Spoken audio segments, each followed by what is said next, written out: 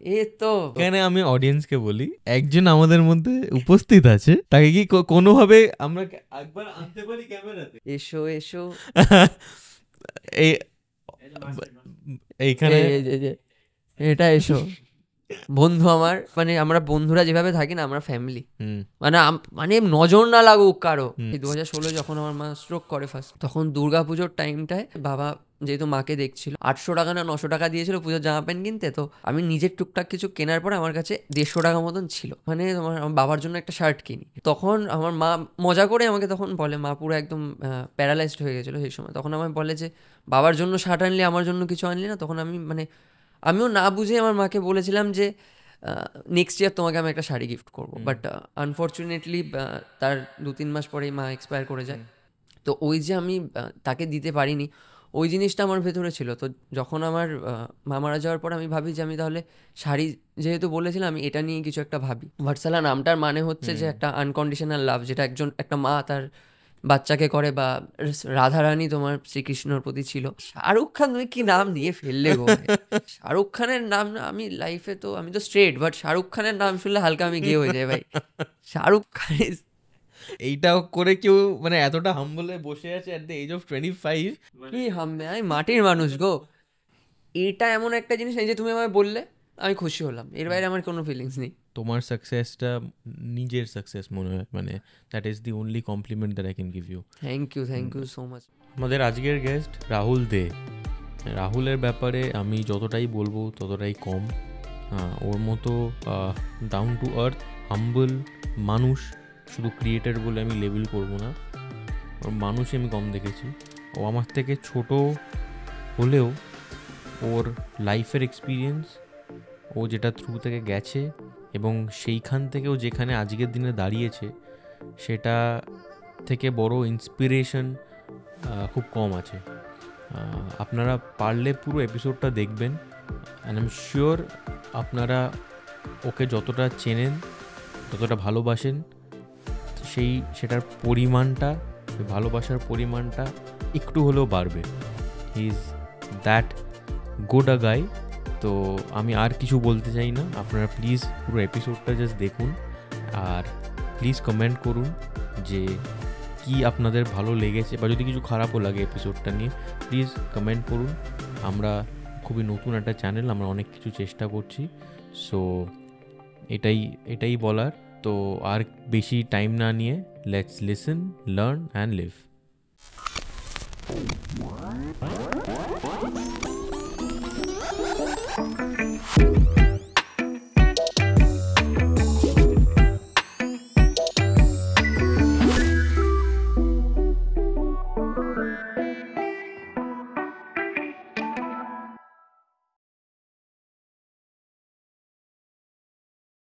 Rahul, welcome to the room of tales. Thank you আমাকে invite করার জন্য। থ্যাংক ইউ আসার জন্যে, কারণ আমি যখন টেক্সট করি ইনস্টাগ্রামে, আমি ভেবেছি যে রিপ্লাই আসবে না, এটা করে রাখি যদি সামহাউ কানেক্ট করা যায়। আমি ভালো মানুষ গো। আর মানে ইনিশিয়াল কনভারসেশন থেকেই একটা হাঞ্চ পাওয়া যায় যে কারোর সাথে কানেক্ট হবে বা হবে না, কারণ আমি অলরেডি এতজনের সাথে করে ফেলেছি। তোমার সাথে প্রথম কনভারসেশন থেকেই মানে ইট ওয়াজ ভেরি অর্গ্যানিক। মাটির মানুষ। তো আমার অনেক কিছু জানার আছে, মানে সেটাই চ্যালেঞ্জ এতটা শর্ট টাইমে ফিট ইন করাটা। বাট আমি ইনিশিয়াল ফেজটা, এই এপিসোডটার তোমার ইনিশিয়াল ফেজটাই রাখতে চাইছি, যখন তুমি 2017-18 ওই টাইম থেকে যখন কন্টেন্ট ক্রিয়েশনটা অত বড় তো ছিলই না, মানে এটা একটা লাইনও যে হতে পারে সেটাও মেবি তখন ছিল না। তো তখন কেন শুরু করা, কি ভেবে শুরু করা? আমার ফার্স্ট ইউটিউব থেকে যেহেতু স্টার্ট, আমার ফার্স্টে ইউটিউবে স্টার্ট হয়েছে এরকমভাবে যে আমি নর্মালি তোমার ভাবছিলাম কি করব নতুন কিছু একটা। তো যখন আমি মাধ্যমিক দিলাম, দেন একটু বাড়ির সিচুয়েশান আমার অনেক কিছু চলে, আমার মনে হয় যে আমি কোনোদিন চাকরি বাকরির প্রতি ইন্টারেস্টেড ছিলাম না। আমার মনে হয়েছে যে আমি কিছু একটা অন্য কিছু বিজনেস করবো বা কিছু। বাট তখন এমন ছিল যে বিজনেস করার মতো পরিস্থিতি ছিল না ফ্যামিলির। আর আমি তখন ছোটো, স্বাভাবিক বাবা পেটাবে ধরে আমি যদি বিজনেস করতে চাই। তো ওই টাইমটা ফট করে তোমার জিও আসে, তখন দেখি ইউটিউবের এইসব বিষয়, তখন জানতাম না কি করব। একদিন বন্ধুরা মিলে ফার্স্ট আমি যে আমার একটা চ্যানেল ছিল উইংস অফ ড্রিমস বলে, নাম দিয়ে দিয়েছে আমি জানি না কেন, এবার নামের সাথে কন্টেন্টের কোনো কানেকশন নেই। ফার্স্ট কন্টেন্ট বানিয়েছি কি কুকিং ব্লগ, 2000 আই থিঙ্ক 17 স্টার্টিংয়ে তোমার ওরকম কুকিং ব্লগ হয়ে গেছে, ওই একটাই ভিডিও গেল। তারপর তোমার আমি 1 বছর ডান্স ভিডিওস বানিয়েছি। আমার ডান্সটা ছোটোবেলা থেকে খুব ভালো লাগে, শিখিনি বাট আমার ভালো লাগে যেহেতু আমি ডান্স ভিডিওস বানিয়েছি কোনো এক্সপেকটেশন ছাড়া। মনিটাইজেশন হয়, এখান থেকে টাকা আসে, এসব কিচ্ছু জানি না আমি, তো ডান্স ভিডিওস বানাই। তারপর আমি জানতে পারি যে ভাই টাকা তো আসে, লোকে তো কামাচ্ছে, টুকটাক জানলাম। জানার পরে দেখছি আমার কপিরাইট আসছে, সো কিছু হবে না, এমনিও হতো না, যা ভিউজ আসছে তাতে 1 প্লেট মোমো হতো না। এবার তোমার ওটা কন্টিনিউ করার পর দেখলাম 1 বছরে যে এটা ডান্সটা তো আমি করছি, আমার ভালো লাগছে, কিন্তু আমার এটা যদি আমি সিরিয়াসলি নিই ইউটিউবটাকে, দেন ডান্স দিয়ে কন্টিনিউ করতে পারবো না। ফার্স্ট অফ অল আমি প্রফেশনাল নই, অত আমি কাউকে শেখাতে পারবো না, কেন দেখবে মানুষ, ওটা একটা। সেকেন্ড হচ্ছে তোমার আমার মনিটাইজেশন বা ওখান থেকে কোনো আর্নিং তো হবে না। তো এই দুটো কারণে ডান্সটা একটু স্টপ করলাম। করার পরে আরেকটা চ্যানেল খুলেছিলাম যেখানে ইনফরমেশন আমি দিতাম, লাইক হয় না যে টপ 5 লাইব্রেরি, এই সব টাইপের ভিডিও আমি প্রায় 5-6টা বানিয়েছি। দেন একটা ছোট্ট পজ, আমার তখন প্রায় 3-4 মাস আমি কোনো ভিডিওস বানাইনি, বানানোর হয়নি, তার কারণ আমার উচ্চ মাধ্যমিক ছিল, আমি উচ্চ মাধ্যমিক দিলাম। তারপরে যে ওই ফেজটা থাকে 2-3 মাস, তখন আমি আর আমার পাশের বাড়ির একটা দাদা রয়েছে শুভমদা, আমরা দুজন মিলে ডিসকাস করি কি যে ইউটিউবে কিছু একটা করতে পারি। সে তার মতো করবে, আমি আমার মতো করব, বাট এই যে 2-3 মাস আমার ছুটিটা রয়েছে, আমি যদি এটা ইউটিলাইজ করতে পারি, সেই বুঝে আমি অনার্স নিয়ে পড়বো না পাস নিয়ে পড়বো, কীভাবে লাইফটাকে ভাববো সেটা তার উপর ডিপেন্ড করবে। তো তখন আমরা ভাবি যে ভিডিও করব, কিন্তু আমাদের কাছে মানে কোনো সেট আপ বলতে বা কিচ্ছু ছিল না। তো ট্রাইপড কেনার প্ল্যান ছিল, এবার তখন ওই বাবার কাছে আমি যে টাকা চাইবো ট্রাইপড কেনার জন্য, ওই পরিস্থিতিও ছিল না। তো আমি আর ওই দাদাটা 50% টাকা দেয়, আর বাকি 50% টাকা আমি তোমার প্রায় 1 মাস ইয়ে করেছিলাম।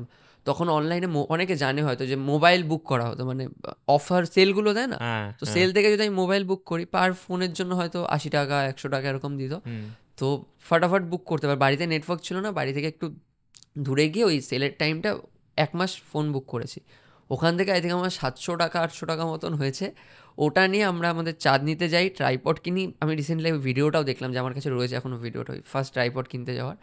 সো ট্রাইপড কিনি, তারপর আমরা ভিডিও বানানো স্টার্ট করি। আমি ফার্স্টে তো একটু মানে ইচ্ছে ছিল আমি ভাইন্স টাইপের কিছু বানাই, কিন্তু ওই সেট আপ কিচ্ছু ছিল না। আর প্রথম 1 মাস আমি যখন ভিডিও বানাচ্ছি, আমার বাবাও জানতো না যে ছেলে কি করছে, একটু বাবার সাথে রাগারাগি হয়েছিল কী সব নিয়ে, কী করছি না করছি এসব নিয়ে। একদিকে ভালো হয়েছে, যে কারণে বাবা আমাকে কিছু বলেনি ওই 1 মাস। তো আমি দুপুরবেলা ধরো 2-3টে থেকে স্ক্রিপ্ট লেখা স্টার্ট করতাম, রাত্রেবেলা সব যখন চারিদিক শান্ত হয়ে যেত 12টা নাগাদ ভিডিও করতাম, তারপরে এডিট করতাম। সকাল 8টার মধ্যে আমার এডিট শেষ। তখন আমার একটা বন্ধু ছিল কুতুব বলে, ও এসে সকালে চেক করতাম আমি ভিডিওটা কী করেছি, ভালো না খারাপ। দেন ওটা যদি ভালো হয়, দেন আমি 11টা নাগাদ বাড়ি থেকে একটু দূরে গিয়ে নেটওয়ার্ক ভালো, ওখানে গিয়ে আপলোড করেছি। ফার্স্টে ইচ্ছে ছিল আমি ভাইন্স বানাই, যেহেতু আমি ছোটোবেলা থেকে তোমার থিয়েটার করেছি ক্লাস 4 থেকে, তো ইচ্ছে ছিল ওরকম অ্যাক্টিং করতে পারি, এরকম কিছু করার, কিন্তু না তখন টিম ছিল না কিছু ছিল। তার জন্য রোস্টিং জিনিসটা খুব ইজি মনে হয়েছে যে আমি ক্যামেরার সামনে থাকবো, নিজেই কথা বলবো, নিজের হাতে সব কিছু। তো রোস্টিং থেকে স্টার্ট হয়। পরবর্তীতে তোমার আমি সুকৃতি, দেন বাকি বন্ধুরা মিলে কিছু কিছু ভাইন্স বানাই, যেগুলো কিনা তোমার খুব পছন্দ করে মানুষ, খুব ভালোবাসা দেয় আমায়। আর এই চ্যানেলটার ক্ষেত্রে গিয়ে মানে আমি যে খুব একটা স্ট্রাগল করেছি এমনটা ফার্স্টের দিকে নয়। আমি মেবি ফার্স্ট 2টো ভিডিও বানানোর পরেই আমার মানে মানুষজনের থেকে আমি ভালোবাসা পাওয়া স্টার্ট করি, যে মানুষজন চিনছে। হঠাৎ একদিন খেলতে গেছি, খেলা থেকে বাড়ি ফিরে দেখি আমার 400টা সাবস্ক্রাইবার হয়ে গেছে। আমরা অবাক, 400টা সাবস্ক্রাইবার হিউজ। 2017-18-তে তখন হিউজ নাম্বার, 400টা সাবস্ক্রাইবার। তো তারপর আস্তে আস্তে আমি ভিডিও মানে তখন এখন তো আমার অডিয়েন্স আমাকে গালাগালি দেয় লিটারালি, যে ইউটিউবে ভিডিও কোথায়, রিলস যতই আমি দিই না কেন। বাট সেই মুহূর্তে আমি উইকলি 2-3টে করে ভিডিওস দিতাম, এইভাবে স্টার্ট হয়। তো স্টার্টিংটা প্রথমের চ্যানেলগুলোর ক্ষেত্রে খুব মানে চাপের ছিল, যে কি করছি কিছুই জানি না, বাট এই ক্ষেত্রে বেশ সুন্দরভাবে স্টার্ট হয়েছে আমার। যখন শুরু করেছিলে ধরো ফ্লোতে শুরু হচ্ছে একটা, ওই মোমেন্ট আই এম শিওর আসে সবার, যেখানে মনে হয়েছিল যে না এটাই একটা ক্যারিয়ার হতে পারে, বা মানে কারণ এখন আজকে 2025-এ দাঁড়িয়ে আমরা জানি যে এটা একটা প্রপার লাইন, বাট তুমি ওয়ান অফ দোজ পিপল যারা পায়োনিয়ার্সের মধ্যে একজন। তুমি সেটা হয়তো স্বীকার করবে না, বাট তুমি পায়োনিয়ারের মধ্যে। যখন আমি করে নিলাম তো আজকের দিনে এই জিনিসটা মানে নিজেকে বলাটা খুব ইজিয়ার যে আচ্ছা একটু একটু লেগে পড়ে করি হয়ে যাবে, বাট তখন কোনো কারোর ম্যাপ নেই, কোনো হিস্ট্রি নেই যে না এটা করলে হতে পারে। সো ওই মেন্টালিটি শিফটটা যে কখন ওই টাইমটা হয় যেখানে মনে হলো যে না এটা this can be something big. Actually কী বলো তো, আমি যেই মুহূর্তে স্টার্ট করি, ওই যে আমি বললাম না যে 2-3 মাস আমি চেয়েছিলাম যে এই 2-3 মাসে যদি আমি ইউটিউবে কিছু একটা করে নিতে পারি, দেন আমি ডিসাইড করবো যে আমি পড়াশোনাটা কীভাবে করব। তো যখন আমার আই থিঙ্ক 2000 না 3000 সাবস্ক্রাইবার হয়ে গেছে, আমি বুঝে গেছি এটা আমি কন্টিনিউ করতে পারবো। তখন আমার মজা লাগছে, যতই আমি রাত জাগি, আমি তখন থেকে এখনও পর্যন্ত আমি রাতে ঘুমাই না, আমার কিছু না কিছু কাজ চলে, কিন্তু আমার এটা ভালো লাগে করতে। তো সেই জায়গা থেকে আমি তখনই মানে পাশে কলেজে ভর্তি হলাম, জেনারেল নিয়ে পড়লাম। তো তখন আমার মাথায় চলে আসে যে আমি এটা কন্টিনিউ করবো। তখন আমি জানি না যে এখান থেকে কিভাবে টাকা আসবে। আমি ফার্স্ট ব্র্যান্ড শ্যুট করি, ব্র্যান্ড ছাড়া মনিটাইজেশন থেকে তো বিশাল কিছু আর্নিং হয় না আমাদের। তো ফার্স্ট যখন ব্র্যান্ড শ্যুট করি সেটা 1 বছর পরে, মানে ওই 1 বছরও আমি সেভাবে কিছু আর্ন করিনি। তো তখন আমার মনে হয়েছে আমি জাস্ট করবো। আমার বাবা আমাকে ওই জায়গাটা দিয়েছে যে তুই কর, তোর যেটা ভালো লাগছে। তো সেখান থেকে ওই কনফিডেন্সটা এসেছিলো যে আমি এটা করবো, কিন্তু এটা আমার কেরিয়ার হতে পারে সেটা আমি এখনও ইনসিকিওর নিজেকে নিয়ে। আর যেটা আমাকে হেল্প করে সত্যি বলতে, তার কারণ আমি প্রত্যেকটা কাজ করি, আমার কাছে ওরকম ব্যাপার নেই যে আমার তো এখানে 4 লাখ ফলোয়ার্স আছে, এখানে 9 লাখ ফলোয়ার্স আছে, আমি সেটা নিয়ে খুব সিকিওর, একদমই না। আমরা প্রত্যেকটা ভিডিও নিয়ে ভাবি যে এই ভিডিওটা আমার যদি ভিউজ না আসে, আমার মাথায় চাপ চলে আসে, ভাই তো ভিউজ আসেনি, আমার নেক্সট ভিডিও আমি কী করবো ভাবতে হবে, ওরকম আমি গ্রান্টেড হিসেবে নিই না। আর যদি সেরকম বলতে হয়, 1 বছর আগে পর্যন্ত আমার বাবা পর্যন্ত চিন্তা করতো, আমার বন্ধুদেরকে বলতো আমার বাবা যে এটা দিয়ে কি হবে কিছু একটা, আমাকে বলতো না, কখনো আমাকে বলেনি যাতে আমি ডিমোটিভেট না হই। আমার বন্ধুদেরকে বলতো, তারা আমায় এসে বলতো যে জেঠু এরকম বলেছে। তো তারপরে গিয়ে আমি নিজেই প্ল্যান করলাম যে অ্যাকচুয়ালি আমি কী করতে পারি এটা থেকে। দেন লাস্ট 1 বছরে আমি কনফার্ম হয়েছি না যে এটা আমি করব, লং টার্মে আমার লাইফে এটাই থাকবে। আর আমার যখন ভালো লাগছে জিনিসটা করতে, এর সাথে সাথে হয়তো আরও জিনিস আমি করব, বাট এটাকে আমি লাস্ট 1 বছর সিরিয়াস হয়েছি। তার আগের প্রায় 5-6 বছর আমি জাস্ট কাজ করে গেছি ভালোবেসে। ওই কাজটা ভালোবেসে করেছো বলেই ওই একটা ফলোয়ার বলো বা লোকজন যারা ভালোবাসে, ওই ভালোবাসাটা রেসিপ্রোকেট করেছে অডিয়েন্স। কারণ এটা কি বলতো, মানে আমার কাছে এটা যেদিন কাজ মনে হবে, যেদিন আর ভালো লাগবে না, আমি যতই আমার ব্র্যান্ড আসুক, টাকা আসুক, আমি করবো না, আমি অন্য কিছুতে শিফট করে যাবো। আমার খুব ভালো লাগে, আমরা রিসেন্টলি বন্ধুরা ডিসকাস করছিলাম, আমার না কোনো জায়গায় না মানে ওই আমার টাকা আসছে, আমি তো এটা দিয়ে কামাচ্ছি, এটা ভেবে আমি কাজ করতে পারি না। আমি রিসেন্টলি যখন আমাদের একটা বিজনেস স্টার্ট করি, এই যে একটা স্টার্টিং ফেজ, এটাতেও মানে আমার ছোটো ছোটো জিনিসগুলো আমি করছি, তার কারণ আমার এগুলো করতে ভালো লাগে। তো এই জিনিসটা আমার মানে খুব মজার। আর এই কারণেই হয়তো আমার যারা অডিয়েন্স রয়েছে, আমার 2017-18 থেকে যারা আমার ভিডিও দেখছে, তারা এখনও আমার সাথে রয়েছে, মানে এটা আমার কাছে বিশাল বড় ব্যাপার। আর আমার মনে হয় যে এই জিনিসটা যেহেতু আমার মধ্যে রয়েছে, সেই কারণে এই মানুষগুলোও রয়েছে, তারা এখনও সেই কানেক্ট করতে পারে সেই প্রথমের রাহুলটাকে। তো এটার জন্য আমার মানে অডিয়েন্সের কাছেও আমি খুব কৃতজ্ঞ। আর নিজেকে নিয়ে আমি ভাবি যে আমি যেন এই জিনিসটা মেনটেন করতে পারি যতই যা হোক না কেন। যেহেতু তুমি নিজেই ছোট্ট বিজনেসটার কথাটা বললে, আমি সেটা আসতাম, তো আমি এখনই আগে সেটা মুভ করে যাই, উইচ ইজ ওয়াটসালা। হ্যাঁ, সেটা আমি কিছু বলতে চাই না, তুমি বলো যে ওয়াটসালা কেন, কিভাবে মাথায় আসে, what is the purpose of it? এটা তোমার মানে খুব ইমোশনাল আর একটা খুব ভালো লাগার জায়গা। ফার্স্টে তোমার ইমোশনালি ছিল, এই লাস্ট 3 মাসে আমার কাছে খুব ভালো লাগার জায়গা তৈরি হয়েছে। সেটা হচ্ছে তোমার যেমনটা আমি বললাম যে ফিনান্সিয়াল অবস্থা খারাপ ছিল আমাদের, আমি মাধ্যমিক দেওয়ার পর তখন বেসিক্যালি আমার মা অসুস্থ হয়ে পড়ে। আর বাড়ির ফিনান্সিয়াল অবস্থা এতটাই খারাপ ছিল যে আমি তো পড়াশোনাও করছি, বাট আমি যেমনটা বললাম যে আমি চাকরি করবো, এটা আমার কোনোদিন চিন্তাভাবনাই ছিল না। তখন আমার বাবা একটা ছোটোখাটো বিজনেস করতো, আর বাবাকে আমি দেখেছি নিজের স্বাধীনভাবে কাজ করতে, তো ওইটা অভ্যেস হয়ে গেছিলো আমার। তো সেই জিনিসটা হওয়ার পর আমার 2016 ডিসেম্বরে আমার মা মারা যায়। তারপরে আমি বুঝতে পারি আমার মানে ফিনান্সিয়াল অবস্থা বাড়ির কী। তার আগে পর্যন্ত কোনোদিন বুঝতে পারিনি, তার কারণ আমার বাবা মা আমাকে কোনোদিন বুঝতেই দেয়নি কোনো কিছু। তারা আমি যা চেয়েছি সব কিছু আমায় দিয়েছে, প্রোভাইড করেছে। তো তখন আমি বুঝতে পারি আমার কোনো রিলেটিভ যে কজন ছিল, তারা আমাদের সাথে আর কোনো রিলেশন রাখেনি, জাস্ট বিকজ তাদের মনে হয়েছে যে হয়তো যেহেতু ওদের ফিনান্সিয়াল অবস্থা খারাপ, তো আমার রেসপন্সিবিলিটি হয়তো তাদের নিতে হতে পারে। তো সেক্ষেত্রে তখন আমার সাডেন মাথায় আসে যে চাকরি বাকরি করার মতো তো আমি কিছু করছি না, মানে পড়াশোনাও নেই ওরকমভাবে আমি করছি না, পড়াশোনা আমি খুব অ্যাভারেজ স্টুডেন্ট সেটা, প্লাস আমার ইচ্ছেও নেই করার। তো সেই জায়গা থেকে তোমার আমার মাথায় আসে আমি কিছু বিজনেস স্টার্ট করব। তখন আমি খুব একটা জিনিস আমার মাথায় আছে, সেটা হচ্ছে আমার সেই 2016 যখন আমার মা স্ট্রোক করে ফার্স্ট, তখন দুর্গা পুজোর টাইমটায় আমার বাবা আমাকে নর্মালি বাবা মাই নিয়ে যেত যে কিছু একটা পুজো জামা প্যান্ট কেনার জন্য। বাট সেই বছরটা এমন হয়েছে যে বাবা যেহেতু মাকে দেখছিল, আমাকে বলেছিল কিছু টাকা দিয়ে যে এটা দিয়ে তুই কিছু একটা কিনিস। তো তখন আমাদের একটা খুব সুন্দর একটা কেনাকাটার জায়গা ছিল, সেটা হচ্ছে তোমার শিয়ালদা যে ব্রিজ রয়েছে রেলের, ওই ব্রিজের নিচে। তো ওখানে আমি কিনতে যাই, আর তখন আমিও বুঝতে পারি যে আমার যতটা কম টাকা আমি খরচা করতে পারবো ততটা ভালো। তো আই থিঙ্ক আমার বাবা আমাকে কখন 800 টাকা না 900 টাকা দিয়েছিল পুজোর জামা প্যান্ট কিনতে। তো আমি নিজের টুকটাক কিছু কেনার পরে আমার কাছে 150 টাকা মতন ছিল, আর ওখানে জামা কাপড় তুলনামূলক সস্তা। তো সেখান থেকে আমি ফার্স্ট ওখানে আমার বাবার জন্য একটা শার্ট কিনি।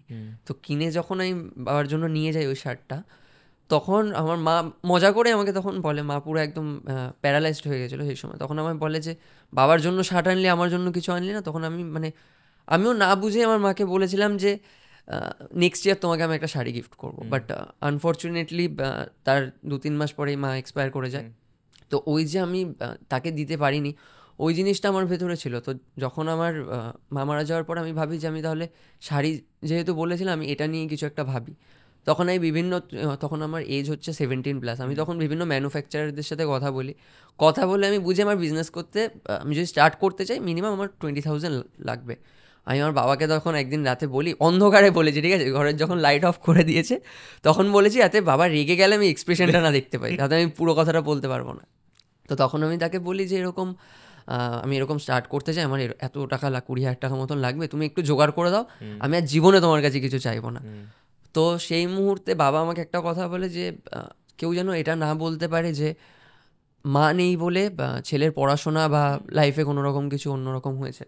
তো এই জায়গাটা মেনটেন কর, এখন বিজনেস এসব নিয়ে ভাবতে হবে না, তুই শুধু মন দিয়ে পড়াশোনা কর, এই চেষ্টা দে, বা মিনিমাম কলেজটুকু পাস কর, তারপর যা হবে দেখা যাবে। প্লাস আমার একটা সেই মুহূর্তে একজন বন্ধু ছিল খুব ক্লোজ, সে আমাকে খুব গাইড করেছে ওই বিষয়টা নিয়ে, তখন আমি এই ব্যাপারটাকে পজ রাখি। আর রিসেন্টলি এমন হয় যে আমার একটা ফ্রেন্ড, তার সে একটা কাজ করছিল, সে সেটা ছাড়ে, আর এই বিষয় নিয়ে একদিন আমরা ডিসকাস করছি, তখন সেই শাড়ির বিষয়টা আনে। সো আমার তখন সে বলার পরে যে সে কী করবে বুঝতে পারছে না, আমি বাড়ি যাই, বাড়ি গিয়ে এক রাতের মধ্যে আমি ভাবি, তখন এই পুরো 2016-17 ব্যাপারটা আমার মাথায় ফ্ল্যাশব্যাকে ঘুরছিল, যে তখন আমি ভাবি যে আমার এখন একটা ড্রিম থাকা দরকার, যে ওই জিনিসটা আমি যে স্বপ্নটা দেখেছিলাম আমার নিজের কিছু একটা হবে, সেই জিনিসটা আমি কন্টিনিউ করব এখন। যেখানে আমার স্বপ্ন ভাটসালা নিয়ে, ভাটসালা নামটার মানে হচ্ছে যে একটা আনকন্ডিশনাল লাভ, যেটা একটা মা তার বাচ্চাকে করে, বা রাধারানী তোমার শ্রীকৃষ্ণর প্রতি ছিল, তো নামটাও ওইভাবে ভেবে দেওয়া। তো আমার ওই ইচ্ছেটা যে প্রত্যেকটা ছেলে মেয়ে যেন তার বাবা মাকে, মেনলি মাকে, আমার কাছের মানুষটাকে গিফট করতে পারে একটা শাড়ি, সেটা যতটা মিনিমাল প্রাইস হয়, তার কারণ সবাই তো এফোর্ড করতে, যেমন আমি তখন অ্যাফোর্ড করতে পারিনি। তো ওটা একটা আমার টার্গেট। আর আমার ভালো লাগে, মানে আমি যদি কাউকে দেখি না নিজের মা বাবাকে খুব ভালোবাসে, সেটা দেখলে আমার খুব ভালো লাগে। তো আমি চাই ভাটসালা যেন, মানে প্রত্যেকটা মা যেন একটা করে ভাটসালা, একটা করে হলেও ভাটসালা শাড়ি পায়, এটা আমার একটা নিজের মন থেকে খুব ইচ্ছে। আর সেটাই লাস্ট 3 মাস ধরে হচ্ছে, আর আমি খুব খুশি মানুষের রেসপন্স দেখে। এটাই এটাই এটাকে ইচ্ছে আছে আরও ইন ফিউচার করার। আর ভাটসালা নামটা শুধুমাত্র যে একটাই বিজনেস এমনটা নয়, আমি ইন ফিউচার ইচ্ছে রয়েছে আমি এখান থেকে তোমার বেশ কিছু জিনিস চ্যারিটি থেকে স্টার্ট করো, অনেক কিছু করা, যেটা আমরা নর্মালি বন্ধুরা করি, কিন্তু খুব একটা আমরা কখনো ক্যামেরার সামনে দেখাইনি। তো ওটাই কন্টিনিউ করার ইচ্ছে আছে, এবার শুধু এই নামটা নিয়ে। এই ব্রেকটা আমি আমার অডিয়েন্সকে বলছি যে মানে আমার কোনো মানে জায়গা নেই ওর সামনে এটা কিছু বলার, বাট কেউ যদি এখন অবধি এটা দেখেন তাহলে এটা আমি রিকোয়েস্ট করব, একবার ইনস্টাগ্রামে গিয়ে ভাটসালা VATSALA জাস্ট টাইপ করে ইনস্টাগ্রাম পেজটা একটু দেখুন। এটা কোনো প্রমোশন আমি করছি না, আপনারা নিজেরা ওর মুখ থেকে কজটা শুনেছেন, কেন করছে শুনেছেন। ও আমার থেকে 2 বছর ছোট, বাট ইন লাইফ ও আমার থেকে মেবি 100 বছর আরও এগিয়ে, মানে মানে ওই বয়সে যে জিনিসটা ও ফেস করেছে সেটা ও ও রিয়েল লাইফে ফেস করেছে, আমি সেটা হয়তো ভাবতেও পারি না। তো সেখান থেকে এরম একটা ইনিশিয়েটিভ নেওয়া, আমরা শুধু সাপোর্ট করতে পারি এটা। So I can only request you all to please একবার জাস্ট সাইটটা দেখুন, ইনস্টাগ্রামে গিয়েই দেখুন, যদি পছন্দ হয় উইচ আই এম শিওর হবে, একটু অর্ডার করতে পারেন, কারণ এইটা this is not a product driven company, this is a story driven মানে আমি লিটারালি বলছি, আমি এই যতগুলো ব্র্যান্ডের যা মেসেজ বাগেরা আসে, রিভিউ আসে, আমি প্রত্যেকটা পড়ি, রিপ্লাইও দিই। এবার ওটা আমার অডিয়েন্স জানে না, আমি রিপ্লাই দিই, ঠিক আছে। ম্যাক্সিমাম আমি দেখেছি, আমি ফার্স্ট ভিডিওটা বানিয়েছিলাম ছোট্ট করে একটু বলেছিলাম, এখন তো আমি ফার্স্ট টাইম এইভাবে বললাম যে ভার্সালার পেছনের রিজনটা কি। তো সেখানে কমেন্ট আছে যে মায়ের খুব ভালো লেগেছে। আমার এত ভালো লাগে না কমেন্টগুলো পড়ে, মেসেজগুলো পড়ে, আমার খুব ভালো লাগে। আমি ওটা মানে আমি কখনোই, আমি এখনও অবধি 3 মাসে কিন্তু কোনো দিন ভাবি না, মানে অলমোস্ট 1000-এর ওপর আমরা অর্ডার অলরেডি তোমার ডিসপ্যাচ করেছি। এখনও পর্যন্ত আমি এটা হিসেব করিনি যে আমাদের ওখান থেকে কোনো প্রফিট হয়েছে কি হয়নি। প্রত্যেকটা ওই ফিডব্যাক আমাদের, মানে আমার বন্ধুরা, যে আরও 2জন বন্ধু আছে, সুকৃতি আছে, আমরা যখন ওই মেসেজগুলো পড়ে, ওরা জানে যে আমি কতটা খুশি হই ওগুলো দেখে।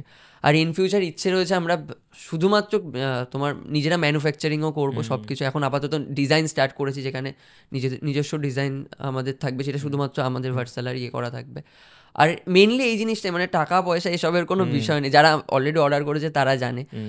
আমার এই কমেন্টগুলো, যেমন আমি ভিডিওর ক্ষেত্রেও প্রত্যেকটা কমেন্ট পড়ি, আমার খুব ভালো লাগে যখন কেউ বলে যে তার মুড অফ ছিল, আমার ভিডিও দেখার পর ভালো লেগেছে, সেটা ঠিক তেমনই এক্ষেত্রেও তাই। আমার ফিডব্যাক পড়তে এত ভালো লাগে, যেখানে যেই ফিডব্যাকে তোমার বাবা মা দাদু ঠাকুমা ফ্যামিলির কেউ আছে যে সে খুশি হয়েছে আমার রিজনে, আমার সেটা মানে আমি মুখে বলে বোঝাতে পারবো না, আমার এত ভালো লাগে। এই ওয়াটসালাটা এতটা আমার প্রিয় একটা কি বলবো, তোমার লাইফের একটা পোর্শন। তো এইটা আমি আরেকটু, আমার দুটো ট্যানজেন্টে, আমার দুটো ডিরেকশনে আমার কোয়েশ্চেন্স আছে যেটা আমি জানতে চাই। একটা হচ্ছে the business side of things, আর একটা হচ্ছে the emotional side of things. আমি খুবই ক্লোজ আমার মায়ের, তো সেখানে আমি ওটা ইম্যাজিনও করতে পারি না যেটা তুমি ডিল করে এসছো। আই এম শিওর একটা ভয়েড লাগে, কারণ আমি অনুস্মিতার সাথে রিসেন্টলি পডকাস্টটা করেছিলাম, যেখানে she has lost her father, and ওরটা আবার কমপ্লিটলি একটা ডিফারেন্ট ট্যানজেন্টে এভরিথিং হ্যাপেন্ড। অ্যান্ড ওয়াটসালা মানে মাকে আঁকড়ে ধরে থাকা ওয়াটসালাটা, মানে অ্যাকচুয়ালি এটাই তার কারণ। কি বলতো, আমি সত্যি কথা বলতে, আমি ছোটোবেলায় থেকে এমন একটা, যেমনটা বললাম যে এমন একটা ফ্যামিলি থেকে বিলং করি না, আমার কাছে লাক্সারিয়াস জিনিস ছিল। আমি উদাহরণ কী দেবো, যে ভ্যান আছে না, প্যাটেল যে করে যে ভ্যান চালায় মানুষরা, ওই ভ্যানে চড়াটা আমার কাছে একটা খুব মানে লাক্সারিয়াস ব্যাপার ছিল। আমি আমার মামা বাড়ি যেতাম, আমি অপেক্ষা করতাম যে আমি ভ্যানে যাবো 10 মিনিটের, ওরকম একটা ব্যাপার। তো সেখান থেকে আমি কখনো, মানে আমার বাবাকে তো এখন পারি ভগবানের আশীর্বাদে সবার ভালোবাসায় কিছু গিফট করতে, মাকে ওটা কখনো আমি করতে পারিনি সেক্ষেত্রে। তো এখন আমার কাছে যা যা ছোটো ছোটো জিনিস, আমি যে কটা জিনিস বাড়ির জন্য কিনি, প্রত্যেকটা জিনিস মানে আমি জানি যে সামান্য একটা জিনিস আমার মা যদি প্রেজেন্ট থাকতো ফিজিক্যালি, সে কী পরিমাণ খুশি হতাম। মানে সেটা যেহেতু আমি পারি না, আমার মনে হয় যে কোনো একটা রিজন থাকুক যে আমি ওই মানুষটাকে, মানে প্রত্যেকটা মোমেন্ট নিজের কাছে থাকবো। এটা রইল ধরো ইমোশনাল সাইডটা। বাট বিজনেসের দিক থেকে বলতে গেলে, যেমনটা বললাম, এখনও অবধি 3 মাসে আমরা কখনো হিসেবেই বসিনি যে এরকম ব্যাপারটা প্ল্যান করি ফিনান্সিয়ালি কী হচ্ছে বিষয়টা, কিচ্ছু কোনো রকম কোনো আমাদের নেই। ইভেন আমি তোমাকে এটা বলতে, ইউটিউবে লাস্ট 1.5-2 মাসে আমি ভিডিও আপলোড করিনি। মানে আমার অডিয়েন্স তো রেগে আছে পুরো আমার ওপর যে কী হচ্ছে, আপলোড করিনি। আমার কাছে ব্র্যান্ড পড়ে আছে, মানে আমার ম্যানেজার যে রয়েছে সে আমাকে বলছে যে তুমি ভিডিও দিচ্ছ না, আমার কাছে ব্র্যান্ড পড়ে রয়েছে। যেই ভিডিওটা আপলোড করলে যে ব্র্যান্ড আমাকে, হয়তো এই বিজনেসের থেকে আমি বেশি প্রফিট হবে, আমি হয়তো কম পরিশ্রমও হবে, বাট আমি স্টিল এটার পেছনে আছি। তার কারণ আমি বললাম না, আমার ভালো লাগাটা যেখানে, আমি সেখানে, আমার ম্যাটারই করে না আমার টাকা পয়সা কিছু। আমি যদি খুশি থাকি দেন ওকে। ঠিক এই পয়েন্টটাতেই আমার যে বিজনেসের অ্যাঙ্গেল থেকে আমি জানতে চাইছি যে যেটা আমি প্রীতির সাথেও কথা বলছিলাম, যে একটা হচ্ছে যে ওয়াটসালা বা প্রীতিজেন, এগুলো লোকে কানেক্ট করছে তোমাদের সাথে, বাট একজন যখন একটা অর্ডার প্লেস করছে, তা সে এখন ওই প্রোডাক্টটার জন্য অর্ডার করছে। সো প্রোডাক্টটার quality has to be maintained, raw material ঠিকঠাক আসছে কিনা, কালার ফেড হয়ে যাচ্ছে কিনা। কাস্টমার এখন সে fan, follower, supporter and a customer. So ওই দুটোর মধ্যে একটা পার্থক্য আছে। তো সেখানে প্রোডাক্টটা ইনকেস কোনো ডিফল্ট হলো, কিছু হলো, সেটা অ্যাকসেপ্টেবল হবে না। তো এই বিজনেসের স্ট্রাকচারটা, যে র মেটেরিয়াল কোথায় প্রক্রিয়া করবো, কিরম ডিজাইন হবে, এই লাইফটার সাথে কতটা এখন অ্যাকাস্টমড হয়েছো? প্রচুর। তার কারণ হচ্ছে আমার হেল্প হয়েছে 2017টায়। তার কারণ তখন আমি যেসব ম্যানুফ্যাকচারারদের সাথে কন্ট্যাক্ট করেছিলাম, নাম্বার আমার কাছে ছিল, আমি তাদের সাথে এখনও কন্ট্যাক্ট, মানে তাদের সাথেই আমার কাজ হচ্ছে, তারাই আমার জন্য রিসেন্টলি আমি আমাদের একটা নিজস্ব ডিজাইন এসছে কোটা সিল্ক বলে, ওটা আমাদের নিজস্ব ডিজাইন, মানে আমরা ডিজাইন করেছি, আমরা নিজেরা প্ল্যান করেছি এরকম এরকম হবে, তারা প্রচুর হেল্প করে। তার কারণ 3 মাস আগে অবধি আমি শাড়ি সম্পর্কে কিছু জানতামই না, তখন লাইফে মেয়েই নেই, তো আমি কীভাবে জানবো? এবার তখন আমি বুঝতামই না কি ডিফারেন্স, বাট 3 মাস পরে এখন অনেক কিছু শিখেছি আর আমার খুব ভালো লাগছে শিখতে। মানে আমি যদি মেয়ে হতাম, আমি নিজের ব্র্যান্ডের মডেল হতাম, যেটা আমি হতে পারছি না। আমার এত মানে লাগছে। আর যদি বলো যে কোয়ালিটির ব্যাপারটা, সেক্ষেত্রে আমি নিজেকে গ্যারেন্টি করছি, মানে এই যে 1000+ আমি তোমায় বললাম ডিসপ্যাচ হয়েছে, কারোর কোনো খারাপ রিভিউ আসেনি।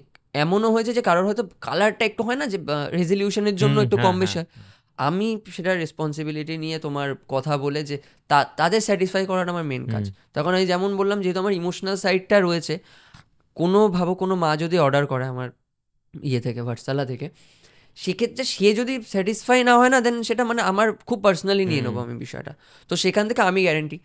তো এবার কারো হয়তো কিছু জিনিস হয়তো হয় না, এক্সপেকটেশনের বাইরে হলো যে অতটা ভালো লাগলো না, সেক্ষেত্রেও আমরা সেভাবে তার সাথে কথা বলে যে তার কী দরকার, সে কী ভাবছে, রিপ্লেস করে দেওয়ার বিষয়টা, সব কিছু আমাদের, মানে আমার মেন টার্গেট হচ্ছে তো প্রথমত আমাদের সব রিজনেবলের থেকেও কম প্রাইস রেঞ্জে আমরা সব কিছু করছি, যে লাইক 600 টাকা 500 টাকা 400 টাকা তো আমরা রেখেছি, যাতে যেমনটা বললাম যে সবাই অ্যাফোর্ড করতে পারে। তো ওটা ফার্স্ট অফ অল রয়েছে। আর সেকেন্ড হচ্ছে, যদি তারপরেও কোনো সমস্যা হয়, তারপরেও আমরা অলওয়েজ 24 ঘন্টা তোমার যদি কোনো কাস্টমার সাপোর্ট লাগে কারোর, আমরা অলওয়েজ রয়েছি। তো ওটা কোনো ব্যাপার নেই। তারপরে যদি কারোর একটু খারাপ লাগে, আমরা তো নেক্সট টাইম শাড়ির সাথে ভালোবাসা পাঠাবো। তো এই ফেজটা আমি এটা বলেই এন্ড করতে পারি যে হ্যাঁ, একটু মানে ক্রিয়েটার রাহুলকে আনো এবার, মানে এটা এই সাইডটা অনেকে জানে না, which is why আমি জানাইও না। আমার পার্সোনাল লাইফটা আমি খুব পার্সোনাল রাখার চেষ্টা করি। এটাই বলতে পারি যে we all are extremely proud of you. Thank you so much. তোমার সাকসেসটা নিজের সাকসেস মনে হয়, মানে that is the only compliment that I can give you. Thank you so much. মানে আমার খুব ভালো লাগলো এটা শুনে।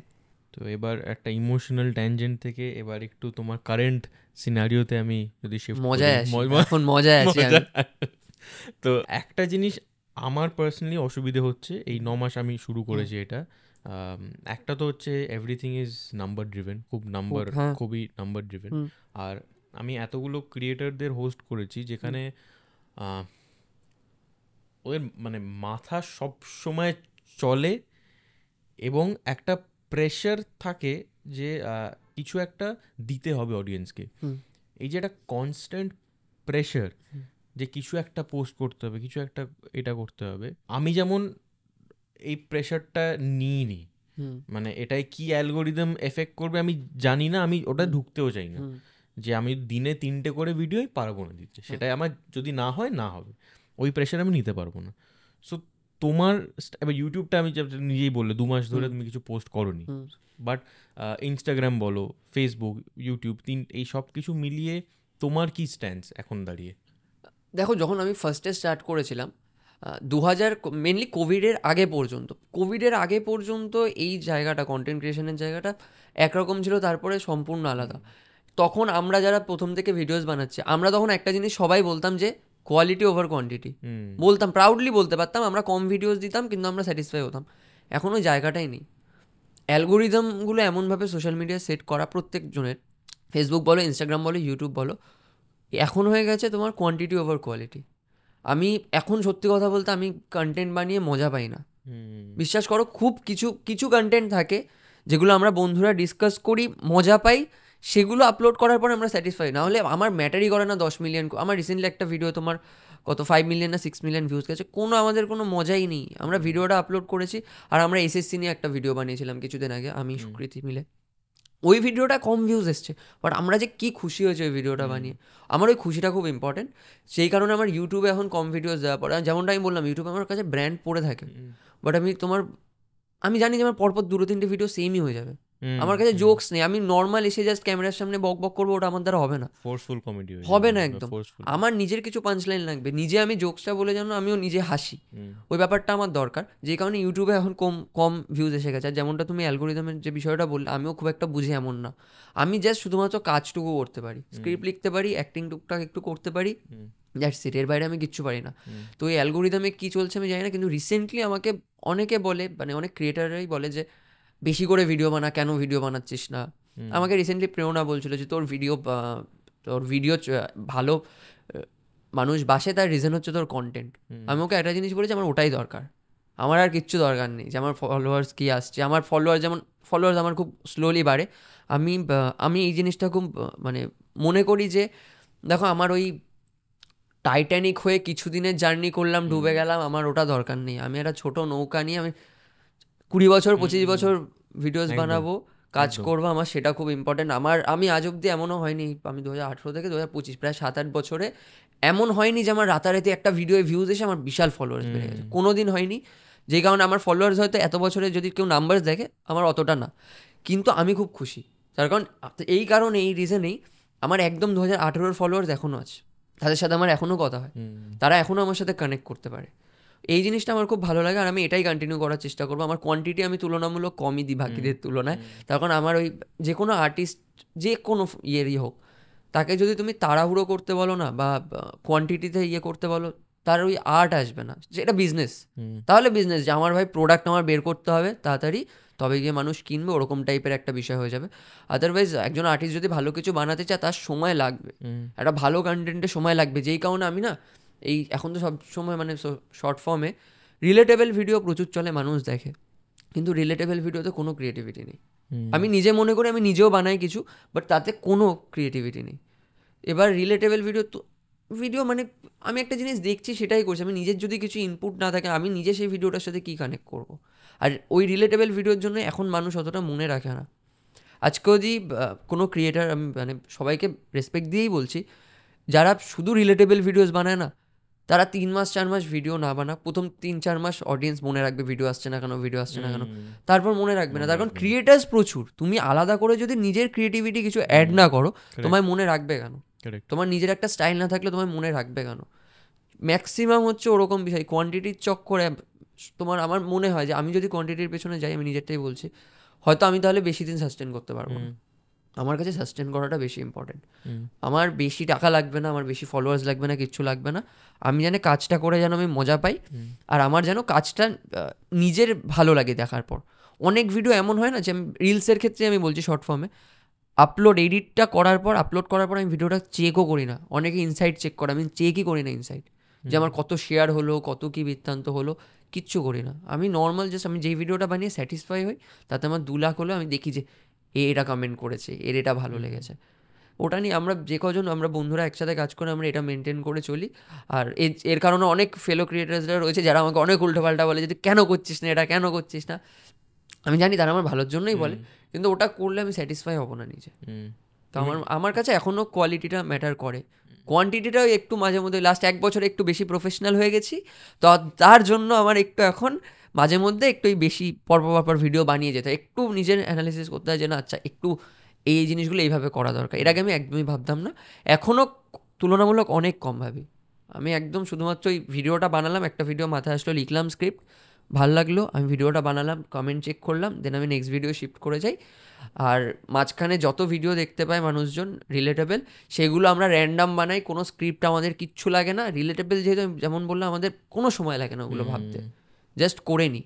আর এখন এমন হয়েছে, ফোনে ভিডিও করা যেহেতু পসিবল, আগে আমরা শুধু ক্যামেরায় বানাতাম, এখন তো আমরা কোথাও খেতে যাচ্ছি, রিলেটেবলই তো বানাতে হবে, এখানে এটা রিলেট করতে পারছি, আমরা নিজেরাই বানিয়ে ফেলি, ওরকম এফার্ট অনেক কম লাগে। আর তুমি যেই কাজটা এফার্ট কম দিয়ে করবে, সেই কাজটা তোমারই কিছুদিন পর নিজের মনে থাকবে না, অডিয়েন্স তোমায় কনসা মনে রাখবে, অডিয়েন্সের অত সময়ই নেই।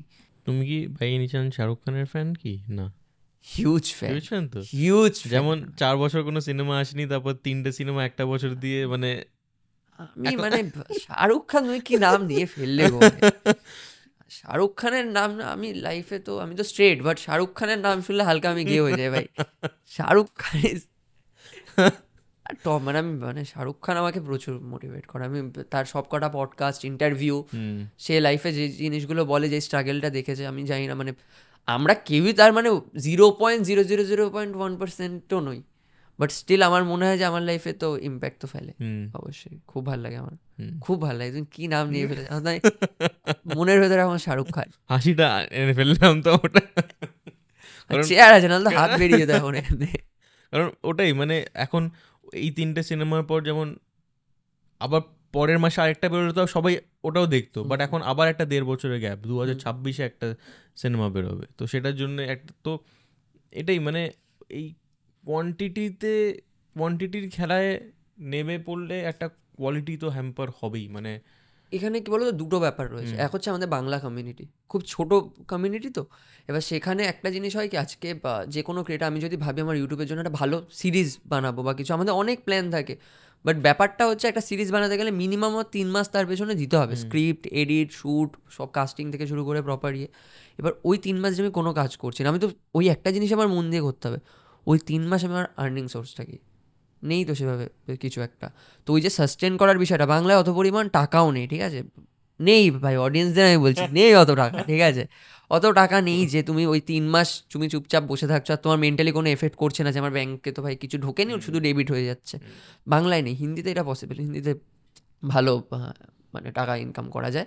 বাংলার ক্ষেত্রে যেখানে অনেক ক্রিয়েটার চাইলেও করতে পারে না এখন, যারা চায় যে আমি একটু কম কাজ করি, তারপর যখন আসবো ফাটিয়ে দেবো, ওই ফাটিয়ে দেওয়ার পরও যে টাকাটা ঢোকে খরচাপাতি সব মিলিয়ে, সেটাও বিশাল কোনো নাম্বার না যে একটা ভিডিও, একটা সিরিজ করার পরে আবার আমি 3 মাসের গ্যাপ নিয়ে আরেকটা সিরিজ করব। বাংলায় এটা খুবই প্রবলেম। আর এই শর্ট ফর্ম ভিডিও আসার পর আর মানে বিপদই হয়েছে, যারা ক্রিয়েটিভ কাজ করতে যায় তাদের জন্য খুব খারাপ। আমি তো মনে মনে চাই শর্ট ফর্ম, একদিন সকালবেলা ঘুম থেকে উঠে দেখি রিল ঠিল বন্ধ, আবার ইউটিউব স্টার্ট, তাহলে আমাদের তো খুব ভালো, আমার খুব ভালো, আমি চাই। মানে এখন লোকে 1 মিনিটের রিল পুরোটা দেখে না, আমরা 1 ঘন্টার এপিসোড বার করছি, মানে 10 সেকেন্ডে রিল শেষ হয়ে যাচ্ছে, ভিউজ আসে, কিন্তু আমার মনে কি কি করলাম আমি ভাই, কি করলাম, ম্যাগি বানানোর মতো বিষয়। আমি রিসেন্ট একটা রিল বানিয়েছি জামাই ষষ্ঠী নিয়ে, 1 মিনিট 51 সেকেন্ড হয়েছে, আমি ভেবেছি এত কেউ দেখবে না ভাই, বড় হয়ে গেছে ভিডিও। 1 মিনিট 51 সেকেন্ড আমার মনে হয়েছে বড় হয়ে গেছে, কিন্তু তাও স্টিল আমার অডিয়েন্স আমাকে এত ভালোবাসে, প্রচুর দেখে। যখন আমি কয়েকজনের সাথে কথা বলি যে রাহুল আসবে, যে রেসপন্সটা এসেছিল মানে খুব খারাপ, খুব ওভারওয়েলমিং, যেটা খুব ভালো। মানে কারণ আমি যেটা বললাম যে লোকে যাদেরকে খুব ভালোবাসে তাদের সাকসেসটার জন্য সে লড়ে, মানে সে চায় যাতে সে সাকসেসফুল হয়, মানে সেটাকেই নিজের ভিক্টরির মতো লাগে। যেমন তোমার শাহরুখ খানের জন্য, if I can put it that way. তোমার কি নেগেটিভিটি বা হেট কমেন্টস, নেগেটিভিটি, এই জিনিসটা how do you deal with it? দেখো, আমার খারাপ লাগে না আমি বলবো না। আমার ফার্স্টে যখন ইউটিউব স্টার্ট করি আমি, তখন আমার যখন কমেন্ট আসতো কোনো খারাপ কমেন্ট, তখন তো আরও বেশি খারাপ লাগতো, তখন আমি ইউজ টু নই বিষয়টা, আমি কমেন্ট ডিলিট করে দিতাম। আমার মনে হয় কমেন্ট ডিলিট করে দিতাম, যাতে তার কারণ আমি কমেন্ট তো পড়তে আসবো, আমার অডিয়েন্সের তোমার পড়তে হবে যে তারা আমাকে কী বলছে। তো ওটা পড়তে যখন আমি বারবার যাবো, খারাপ কমেন্টটা দেখলে আমার খারাপ লাগবে। বাট সময়ের সাথে সাথে না একটু রোগা হতে পারি, বাট গাইজ আমার গন্ডারের চামড়া হয়ে গেছে এখন, যে কেউ লিখছে আমি বুঝে যাই যে কেন লিখছে। আর এই একটা জিনিস আমি বলি, তুমি যে কোনো কাজ করো না কেন, কোনোদিন কাউকে পুরোপুরি স্যাটিসফাই করতে পারবে না, সবাই স্যাটিসফাই হবে না। আমি ভালো ভিডিও বানাই, খারাপ ভিডিও, প্রত্যেকটার একটা আলাদা অডিয়েন্স, প্রত্যেকটা ভিডিও, ঠিক আছে। আর এখন মানুষের এমন হয়ে গেছে না, প্রত্যেকটা সাধারণ মানুষ, আমি কন্টেন্টের দিকে যাচ্ছিও না, তুমি আর আমি নর্মাল ডিসকাশন করছি, তুমি আমায় ভালো বলছো, কতক্ষণ ভালো বলবে, যতক্ষণ তুমি যেটা বলতে চাও সেটা আমার মুখ থেকে শুনতে পাচ্ছ। যখনই আমি তোমার পয়েন্ট অফ ভিউ থেকে বেরিয়ে গিয়ে নিজের কিছু একটা বলবো, তখনই তোমার আমার মনে আস্তে আস্তে মনে হয় না তো ফালতু বকছে। এটা প্রত্যেকটা সাধারণ মানুষের ক্ষেত্রে, প্রত্যেকটা নর্মাল ফ্রেন্ড সার্কেলের মধ্যেও, মানে গার্লফ্রেন্ড বয়ফ্রেন্ডের মধ্যেও এই ব্যাপারটা খুব কমন, যে এখন মানুষ সেটাই শুনতে চায় যেটা সে নিজে মনে করে, এর বাইরে গিয়ে। যেই কারণে দেখবে যখন আমরা রিলস দেখি কোনো মোটিভেশনাল স্পিকার, আগে একটা মনে এরকম ছিল যে কারো সন্দীপ মাহেশ্বরী ভালো লাগছে মানে তাকেই দেখছি টানা, ঠিক আছে। এখন হচ্ছে কি রিলস করছে, কারোর এটা ভালো লাগছে, কারোর ওটা ভালো লাগছে, কজ তোমার ওই জিনিসটা ভালো লাগে, আলাদা করে তুমি মোটিভেট কিচ্ছু হচ্ছ না, তোমার ওই জিনিসটা ভালো লাগছে, তার জন্য তুমি দেখছো। যেটা আর একই লোকের একটা অন্য কিছু বলবে, তোমার পয়েন্ট অফ ভিউর সাথে ম্যাচ করে না, তুমি বলে হ্যাঁ আমার এটা ভালো লাগলো না। সেম আমার ওটাই এখন মনে হয় যে যারা নেগেটিভ কমেন্ট করছে আমার কিছু করার নেই। আমি জানি আমি কোন আমার এথিক্স মেনটেন করে কাজ করছি কি না, আমার কাজটা ভালো হয়েছে কি না আমি জানি। সেক্ষেত্রে হ্যাঁ কিছু কিছু ক্ষেত্রে হয় আমার একটা মিস্টেক হয়ে যায়। যেমন আমি রিসেন্টলি একটা ভিডিওয়ে কিছু একটা ভুল ইনফরমেশন দিয়ে ফেলেছিলাম, ঠিক আছে, মানে রাজা রামমোহন রায়ের বিষয়ে যে উনি সতীদাহ প্রথা এরকম সামথিং কিছু একটা বলেছিল, যেটা আমি মিস ইনফরমেশন দিয়ে ফেলেছি। অডিয়েন্স লিখেছে, আমার কোনো খারাপ লাগেনি তাতে। লিখেছে, অনেকে মজা করছে যে দাদা তুমি এটা পারো না হ্যান ত্যান, লিখেছে, আমার কোনো খারাপ লাগেনি। আমি বুঝলাম, আমি কয়েকজনকে গিয়ে লিখলাম ভাই ভুল হয়ে গেছে, লিখে আমি ওই পার্টটা কেটে দিয়েছি ভিডিও থেকে। যেখানে আমার ভুল সেখানে আমাকে ক্রিটিসাইজ করুক, আমাকে যদি লোকে বলে এসে আমার কিচ্ছু মানে খারাপই লাগে না, আমার ভালো লাগে। তার কারণ সেই মানুষগুলো আমার ভালো চায় যে এই জায়গাটা ঠিক করুক সে, তো আমার ওটা ভালো লাগে। কিন্তু আমি এখন কমেন্ট পড়লে, মেসেজ পড়লে আমি বুঝে যাই যে কে ভালোর জন্য লিখছে, কে খারাপের জন্য লিখছে। নাহলে তো তুমি দেখো না, বিরাট কোহলিরও হেটার আছে, রোনাল্ডো, মেসি, এদের সবার হেটার রয়েছে, MS ধোনির হেটার রয়েছে, শাহরুখ খানেরও হেটার রয়েছে। তো সেইখান থেকে ওরকম ব্যাপার, তুমি সবাইকে কোনো দিন নিজের কোনো কাজে স্যাটিসফাই করতে পারবে না। তুমি একটা সামান্য চ্যারিটি করো, সেখানেও 2-4 জন এসে তোমাকে বলবে, তো ওটা কি কোনসা খারাপ কাজ? ওরকম নয়। তো ওটাই আমি এখন নিজে মেনে নিয়েছি, একটু চামড়া মোটা হয়ে গেছে। আমি গাড়িতে আস্তে আস্তে বলছিলাম না যে এই পডকাস্টটা আমি করেছি নিজের জন্য, নিজে শেখার জন্য।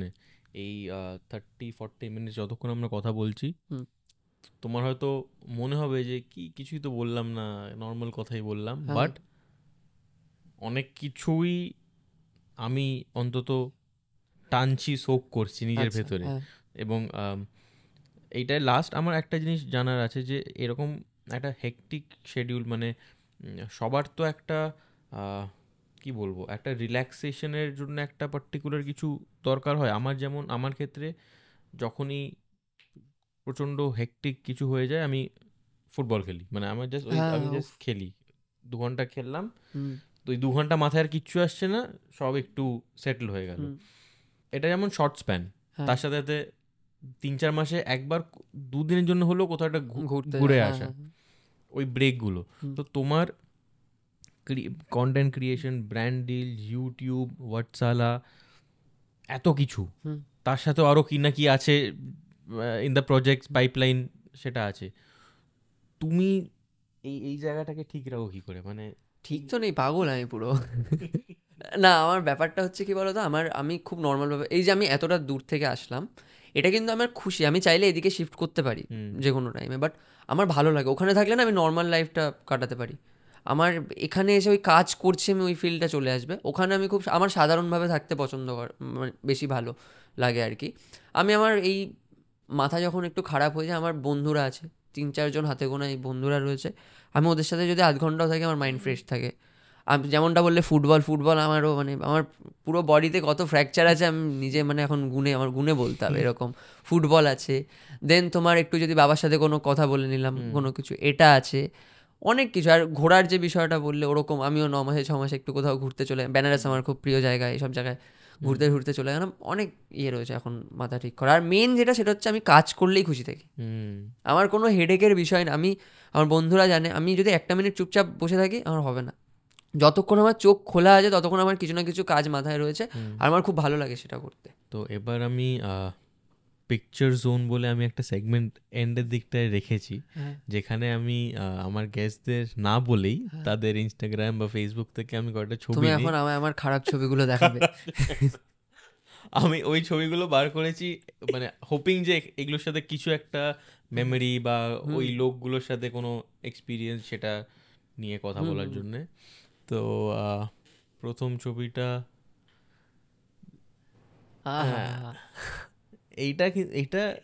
এটা অসাধারণ একটা মানে ফিট, মানে এটা দিস ইজ নট নর্মাল, মানে এইটা করে কেউ মানে এতটা হাম্বলে বসে আছে অ্যাট দ্য এজ অফ 25। কি হামবে, আমি মাটির মানুষ গো। এটার ব্যাপারে প্লিজ একটু বলো। এটা এমন একটা জিনিস এই যে তুমি আমায় বললে আমি খুশি হলাম, এর বাইরে আমার কোনো ফিলিংস নেই। যখন আমি ফোবজে এই নামটা আসবে আমি জানি না কিছু। আমি একদিন ঘুম থেকে উঠেছি, আমাকে 3 জন টেক্সট করেছে। এক হচ্ছে আমার ম্যানেজার শুভজিৎ দা, সেকেন্ড হচ্ছে আমাদের পার্টনার ম্যানেজার আছে চয়নিকাদি, আর থার্ড হচ্ছে আমাকে প্রেরণা মেসেজ করেছে। এই 3 জন, ঠিক আছে। আমি ফোন করে বলছে কি যে ফোবজে নাম এসছে, কোথায়? ফোবজে। তো এবার আমার সত্যি কথা বলতে ফোর্বস সম্পর্কে কোনো নলেজ ছিল না, আমাকে সুকৃতি ফার্স্ট বলেছে ভাই ফোর্বস একটা বিশাল বড় ম্যাগাজিন এইসব এক্সেট্রা, আমি তারপর নিজে স্টাডি করে নিজে দেখছি এটা আমার ছবি, এরকম ব্যাপার। আচ্ছা, এবার এই যে র্যাঙ্ক 16, এটাও আমি অবাক। 100 জন আই থিঙ্ক ক্রিয়েটার ছিল, 100 মনেও নেই এক্স্যাক্ট, তার মধ্যে র্যাঙ্ক 16 বেঙ্গল থেকে ফার্স্ট টাইম কিরণদার নাম এসছে, আমার নাম এসছে। আমি মানে তারপরে কি আমার কাছে সাকসেস মানে কি বলো তো, এই নাম এসু যা ইচ্ছে আসুক আমার যায় আসে না কিছু, ঠিক আছে। আমার ব্যাপার হচ্ছে এই তুমি খুশি হলে না, আমার এটা দেখে খুব খুশি লাগে যে আমার কারণে কেউ একটা খুশি। তো আমার এই নাম আসার পর আমার খুব কাছের মানুষ কয়েকজন তারা খুব খুশি হয়েছে যে ভাই তোর তো ফোর্বসে নাম এসছে। তাদের দেখে আমার মনে হচ্ছে আচ্ছা, তো এটা দেখে মনে হয়নি, তাদের দেখে আমার মনে হচ্ছে আচ্ছা কিছু তো করেছি ভাই তাহলে লাইফে, ওরকম একটা ফিলিং। আর এটা আমার জন্য মানে খুব বড় একটা ব্যাপার। আমি এটা দেখে মানে বন্ধুদের বা আশেপাশের মানুষজনের রিয়াকশন দেখে বুঝেছি যে কিছু একটা তো ভালো কিছু একটা হয়েছে লাইফে। এটার ওরা একটা ট্রফি টাইপের পাঠিয়েছে মেমেন্টো, সেটা আমি এখনো আমার অডিয়েন্সকে দেখাইনি, দেখাবো রিসেন্টলি। তার কারণ ওই সেম জিনিস আমার ভুলে যাও না, ও আমার সুকৃতি দেখেছে 2-4 দিন আগে, যার কারণ ওটা নিয়েও আমার কোনো যায় আসে না। আমার কাছে হচ্ছে এই অডিয়েন্স যে আমাকে লিখছে না দাদা খুব প্রাউড অফ ইউ এইসব, ওটা আমার কাছে বড় ট্রফি অনেকটা। ওই কারণে আমার ওই ট্রফিটা আমি দেখাবো অডিয়েন্সকে, তারা ডিজার্ভ করে দেখাটা, আমি তাদেরকেও দেখাবো। আর আমি খুব হ্যাপি, আমি জানি না আমার মানে আমাকে অনেক বড় জায়গায় পৌঁছে দিয়েছে আমার অডিয়েন্স। মানে আমি প্রথম দিন থেকে এখনও অবধি যা যা পেয়েছি, আমার প্রত্যেকটা জিনিস আমি ভগবানকে, আমার বাবা মাকে আর আমার অডিয়েন্সকে পুরোটার জন্য কৃতজ্ঞতা স্বীকার করি আমি। আর এই জায়গায় পৌঁছানোর জন্য এই যে ক্রিয়েটার স্ট্যাটস, এই ক্রিয়েটার ওয়ার্ডটা ওরা দিয়েছে আমায় সম্পূর্ণ, বাকি আমি তো ভিডিও বানাতে এসেছিলাম। নেক্সটটা দেখি। এটাও মানে আমার লাস্ট ইয়ার হয়েছে এগুলো সব। মানে গৌতম গম্ভীর নামটাই গম্ভীর, মানুষটা খুব ভালো আমার, মানে সবাই ভয় পায় তো আমিও ভয় পেয়েছি। আর উনি ভিডিওস বাগেরা এসবে কিন্তু একদমই কমফোর্টেবল নয়। মানে এবার আমার সাথে যখন ভিডিওটা বানিয়ে যায়, আমি জানি আমার একটাই চ্যালেঞ্জ থাকবে যে মানুষটাকে কেউ হাসতে তো দেখেন। আর এটা র্যান্ডাম বানানো, আমার কেকেআরের সাথে আমি অনেকগুলো শ্যুট করেছি, প্ল্যান ছিল একটা করার, তো একটা হয়ে যাওয়ার পর আমাকে এখন ম্যানেজমেন্ট থেকে বললে তোমার আর কিছু প্ল্যান আছে? আমার কোনো প্ল্যান ছিল না, প্রত্যেকটা ভিডিও এরকম লাইক আমার সাথে হয়তো কোনো একটা প্লেয়ার 5 ফিট 10 ফিট দূরে দাঁড়িয়ে রয়েছে, ওইটুকু হাঁটতে হাঁটতে মাথায় কিছু এসছে, আমি যে এটাই স্ক্রিপ্ট। তেমন গৌতম গম্ভীরটা মাথায় এসে যে মানুষটাকে হাসাতে হবে। তো সেই জায়গা থেকে আমি জাস্ট গেছি, আমি বললাম স্যার এরকম এরকম, আমি নিজের ব্যাপারে বললাম, লোকটা খুব ভালো হয়ে গেল, কন্টেন্ট আমার ভালো লেগেছে। মানে এগুলো আমার লাইফে এমন এমন জিনিস হয়েছে যেগুলো আমি কোনোদিন এক্সপেক্টই করিনি। একটু ফিলোসফিক্যাল একটা প্রশ্ন করছি, মানে এটা আমি আমার একটা ডেফিনেশন মাথায় আছে, সেটার সাথে মেলে কিনা সেটার জন্য করি যে অ্যাকর্ডিং টু রাহুল সাকসেসের ডেফিনেশন কি তোমার কাছে? সাকসেসের ডেফিনেশন হচ্ছে মানে আমার কাছে হচ্ছে ভালো থাকা। না হলে আমি অনেক অফার পেয়েছি এমন এমন জিনিস যেখানে টাকা প্রচুর আছে, মানে কিন্তু সেই জায়গা থেকে সেটা আমি নাম নিচ্ছি না, তার কারণ কিছু জিনিস আছে যেগুলো নাম নিলে হয়তো আমারই বিপদ আমাদের ওয়েস্ট বেঙ্গলে। তো এরকম অনেক টাকা থেকে শুরু করে অনেক কিছুর অফার এসেছে যেটা হয়তো আমি ইজিলি মানে অনেক কিছু করতে পারতাম, কিন্তু আমার কাছে ওগুলো টাকা পয়সা এইসব কিছু ম্যাটার করে না। আমার কাছে ম্যাটার করে শান্তি, আমার আশেপাশের মানুষগুলোকে যদি আমি খুশি করতে পারি। আমার মানে আমি যেমন এই যে তোমার সাথে যখন কথা হলো, তুমি যখন নাম্বারসের বিষয়ে বললাম, আমি বললাম নাম্বারস আমার কাছে ম্যাটারই করে না, বিকজ আমি তোমার এখানে এসেছি, তুমি যদি খুশি হও আমার সাথে কথা বলে, আর আমি যদি ইন ফিউচার তোমাকে দেখি না কোনো কিছু তুমি গ্রো করেছো লাইফে, আমি খুব খুশি হব। ওই খুশি হওয়াটা আমার কাছে সাকসেস। এর বাইরে আমার কাছে সাকসেস মানে অন্য কিচ্ছু নেই। মানুষ অনেকবার আমার ওপর না, মানে আমার অনেক এসছে যে মানুষ আমাকে বোঝানোর চেষ্টা করেছে, অনেকবার বুঝিয়েছে, আমি ডিমোটিভেটও হয়েছি যে সাকসেস এটা না, সাকসেস মানে হচ্ছে তোমার ব্যাংকে কত টাকা আছে, যার জন্য আমি অনেক কিছু প্রবলেম ফেস করেছি।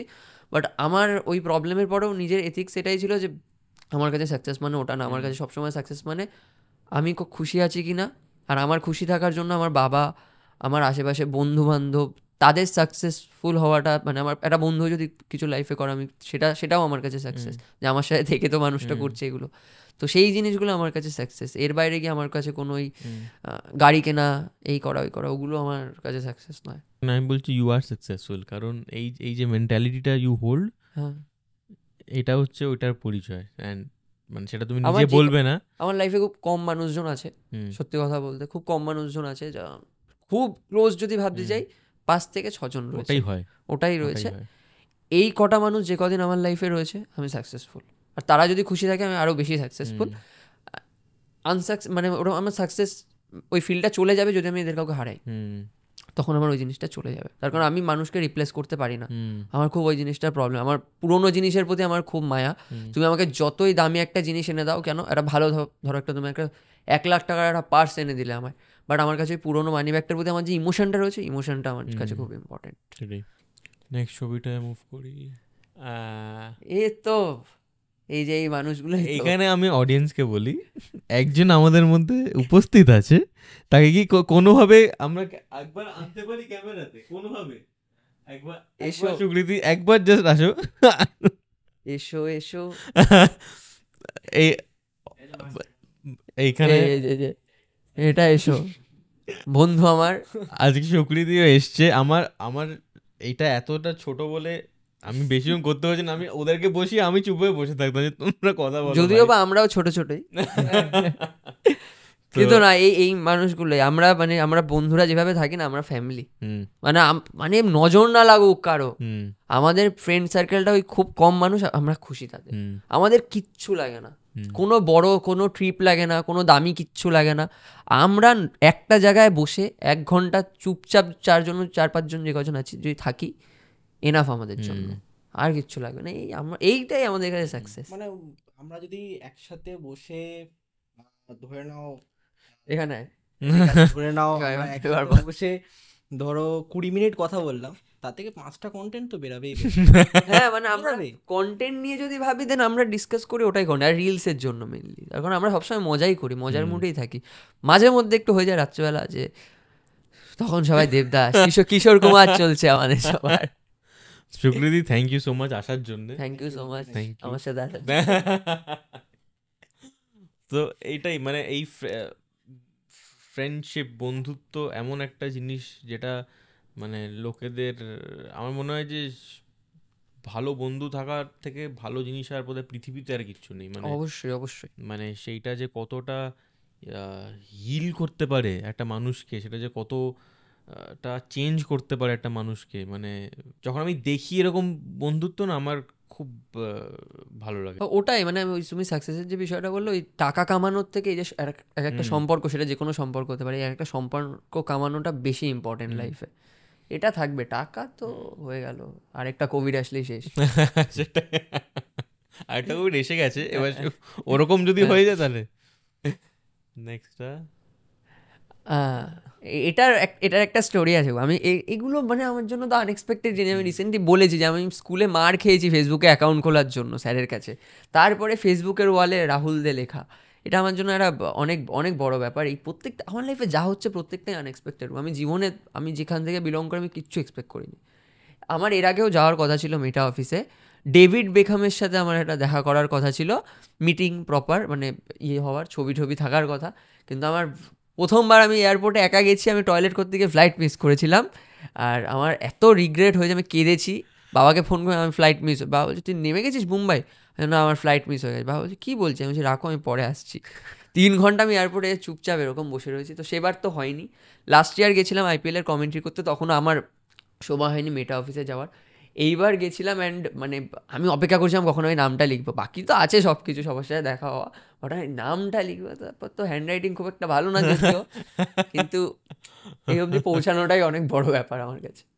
সেটাই, এগুলো দেখে ভালো লাগছিল, মানে যে নিজের লোক গেছে যে, মানে সেটাই খুব। আমার স্মাইলটা দেখো না, মানে আমি ভাবিও নি কেমন লাগছে, আমি খুব খুশি। নেক্সটটা দেখি। এটা তো ভার্সালা ইজ লাইক, এটা আর কি বলবো, এটা আমি একটা ইচ্ছে করেই রেখেছি কারণ আমার জন্য মানে খুবই মানে কাছের, খুবই কাছে। আর বড় করবো, এটা খুব বড় করবো। এটা নিয়ে আমরা কথাও বললাম, সেজন্য এটা নিয়ে আর বেশি কথা বলতে চাই না। বাট না, Rahul Dey as a content creator first. নেক্সটটা দেখি। এটা তো মানে এটা এখানে দেখো আলাদা করে কিছু বলার নেই, ক্যারেক্টার তো আমি ছোটবেলা থেকে প্লে করছি। বাট এই হলুদ ওড়নাটা, এটা নিয়ে আমার অডিয়েন্সের অনেক ব্যাপার যে আমি ওড়না চেঞ্জ করি না, আমার হলুদ ওড়না পরতেই হবে, জানি না কেন আমার ভালো লাগে। আর এমন না যে একই ওড়না পরছি, আমি কিনি হলুদ ভাই, মানে আমি জানি না কেন হলুদের প্রতি আমার কী ভালোবাসা রয়েছে। বাট আমি সবসময় হলুদ, আমাকে অ্যাকচুয়ালি আমাকে মেয়ে হিসেবেও ভালো লাগে, খুব একটা খারাপ তো লাগে না। টিপ পড়লে আমি নিজের মধ্যে কিউট তো আছি, ছেলের থেকে হয়তো মেয়ে হিসেবে কিউট বেশি। তো এই ওটাই ওটাই বলে, আর আলাদা করে তো কিছু নেই। এই দুটো আস্তে আস্তে এখন আইকনিক ক্যারেক্টার্সের দিকে চলে গেছে অনেকটাই। এখন থেকে আর হলুদ ওড়না আস্তে আস্তে কমাও বন্ধুরা, এখন থেকে শুধু ভার্সালার শাড়ি পরবো। এই এই এই ক্যারেক্টারগুলো মাথায় আসে রাতের বেলা, রাতে রাতের বেলা আমার রাতে আমরা তো ভাবো প্ল্যান করি যে কালকে শ্যুট করব, স্ক্রিপ্ট জানি না, কোনো কী শ্যুট করবো কিছু জানি না, রাত্রেবেলা 3টে থেকে 4টে একটা গ্রুপ খুলি, পরপর 4টে স্ক্রিপ্ট পাঠিয়ে দিলাম, কালকে শ্যুট, এরকম ব্যাপার রিলসের ক্ষেত্রে এরকম পুরো কোনো ইয়ে নেই, পাঠালাম 3টে স্ক্রিপ্ট দেখে নিস, কালকে শ্যুট, এরকম পুরো কবে ঠিক আছে ওকে, ওরকম ব্যাপার। আরে এ তো এগুলো মানে আমার কি প্রত্যেকটার একই আমার ইয়ে, যে আমি খুবই মানে লাকি নিজেকে মনে করি। আর সত্যি নিজের মুখে বলবো না, বাট আমি খেটেছি তো ভাই এখানে যাওয়ার আগে, তার কারণ এগুলো মানুষ ছবিগুলো দেখতে পাচ্ছে, বাট এর আগে কত যে আমি রিজেকশন পেয়েছি, কত জায়গায় যে আমি মানে আমার সুযোগ হয়নি এই কারণে যে আমার কাছে প্রপার সেট আপ নেই, বা আমি হয়তো তখন অতটা গ্রো করিনি, মিটিংয়ে গেছি, মিটিং ফিটিং সব হয়েছে, বাট তারপরে পুরো শ্যুট ক্যান্সেল হয়ে গেছে। এটাও আনএক্সপেক্টেড। আমার ক্রিস গেলের সাথে ইন্টারভিউ ছিল, আমি জানি না, আমি মুম্বাই যাওয়ার পর আমাকে একটা স্ক্রিপ্ট পাঠানো হয়েছে, স্ক্রিপ্ট পাঠিয়ে আমাকে বলছে এটা প্লে করতে হয় এই ক্যারেক্টারটা। আমি বলছি কার সাথে? বলছি স্ক্রিপ্টে লেখা আছে ক্রিস গেল। কোন গেল? কোন গেল ভাই? ইংলিশের স্ক্রিপ্ট, এবার ইংলিশটা আমার 1 বছর আগে আরও খারাপ ছিল, আমি স্ক্রিপ্ট মুখস্থ করেছি পুরো, তারপর সামনে গিয়ে ভুলে গেছি ভাই। তারপর হেভি মানুষ, মানে মানুষ একটু কিছু করলেই কত অ্যাটিটিউড না এখন মানুষের মধ্যে। এই একজনকে আমি দেখি, এদের দেখে আমি খুব মোটিভেট হই যে এ এত বড় একজন লেজেন্ড, ক্রিকেট লেজেন্ড, মনে হচ্ছে আমি পাড়ার দাদার সাথে গল্প করেছি ওইটুকু সময়। 10-15 মিনিটের শ্যুট ছিল, আমার একটা জায়গায় একটু কাটও গেছে, আমি ঘাবড়ে গেছিলাম, কীভাবে সামলে নিল, মানে আমি বলেছি অটোগ্রাফের কথা, বলছে বলানো, এরকম মানে পুরো পাড়ার দাদা মনে হয়েছে। আর খুবই খুব ভালো, খুব ভালো। এটা কোন ইয়ারে ছিল? এটা লাস্ট ইয়ার আইপিএল কমেন্ট্রি করতে গেছিলাম ফার্স্ট ম্যাচে মুম্বাইয়ের, আনএক্সপেক্টেড। এইটাই বোধহয় লাস্ট। হ্যাঁ এটাই লাস্ট। তো কয়েকটা স্নিপেটস তুলেছি, এবার আমি ইচ্ছে করেই বলিনি, তাহলে জেনে যেতে যে আমি কি নিয়ে কথা হবে, সেজন্য আমি না বলেই করেছিলাম। আমি এইটাকে শর্ট অ্যান্ড সুইট রাখতে চাইছি। এক হচ্ছে কারণ একটা টাইম কনস্ট্রেন্ট আছে, তোমারও চাপ আছে এখন, আর অ্যাট দ্য সেম টাইম সব এই এপিসোডে বলে নিলে তোমায় আরেকবার ডাকবো কি করে?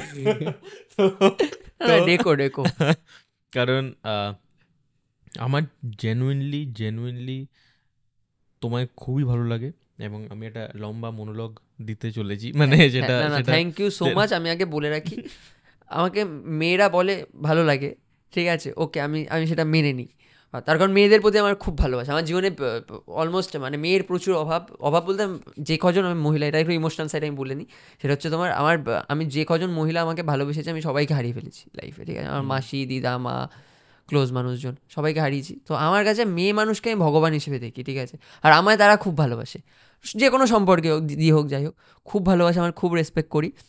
কিন্তু স্টিল ছেলেরা যদি আমায় ভালো বলে আমি সেটাকে বেশি সিরিয়াসলি নিই, যে ভাই তাহলে একটু আছে, তাহলে ভালো তো একটু বেশি আছি আমি।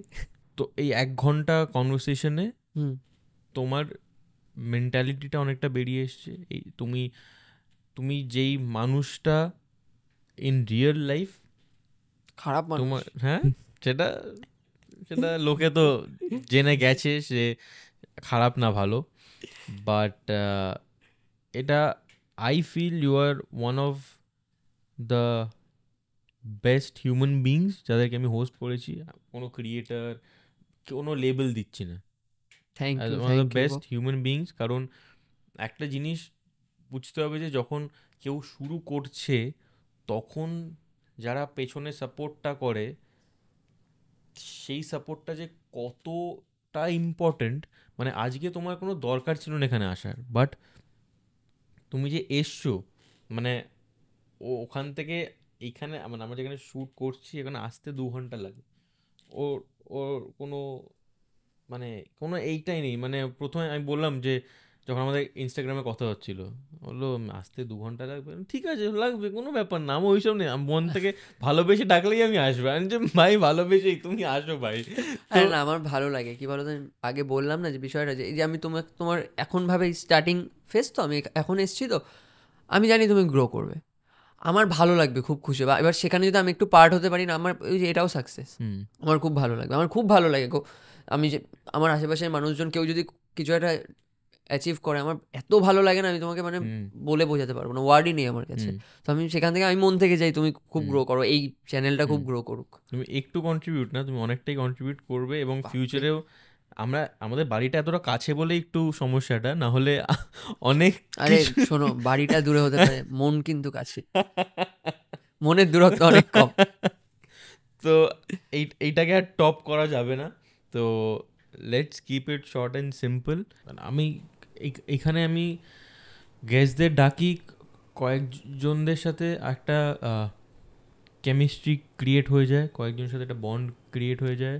অ্যান্ড আমার এটা খুবই মানে তোমার সাথে যখন প্রথম টেক্সটটা আমার হয় ইনস্টাগ্রামে, আমি ভেবে নিয়েছিলাম যে আমি এটাই না খুব মেথডিক্যাল হব না, যে খুব স্টাডি করলাম এটা করলাম, যে না, আমি চেয়ারে বসবো, আমার যেটা মাথায় আসবে আমি শুধু সেটাই বলবো, কোনো ফোর্সফুল ইন্টিগ্রেশন করব না, কোনো ফোর্সফুল কিছু বার করতে চাইবো না, কারণ এটা একটা অন ক্যামেরা একটা বন্ড তৈরি হচ্ছে, বাট অফ ক্যামেরা আরও বিগার একটা বন্ড তৈরি হচ্ছে। অ্যান্ড তুমি যে এসছো, এটা যে কত বড় সাপোর্ট আমার জন্যে। অ্যান্ড শুধু তাই নয়, একটা লোক কীরমভাবে তোমার সাথে ইন্টার্যাক্ট করছে, কীরমভাবে কথা বলছে, যখন কেউ শুরু করে তখন একটা ব্যাপার, আর যখন সে একটা জায়গায় পৌঁছে যায় তারপর সে কীরমভাবে কন্ডাক্ট করছে নিজেকে, সেটা আরও বেশি ইম্পর্ট্যান্ট। এটা একটা বন্ধুত্ব যেটা হয়তো ওই ক্লোজ গ্রুপের ঢোকার মতো হয়তো নয়, বাট মনের তো ক্লোজ, মনের তো ক্লোজ।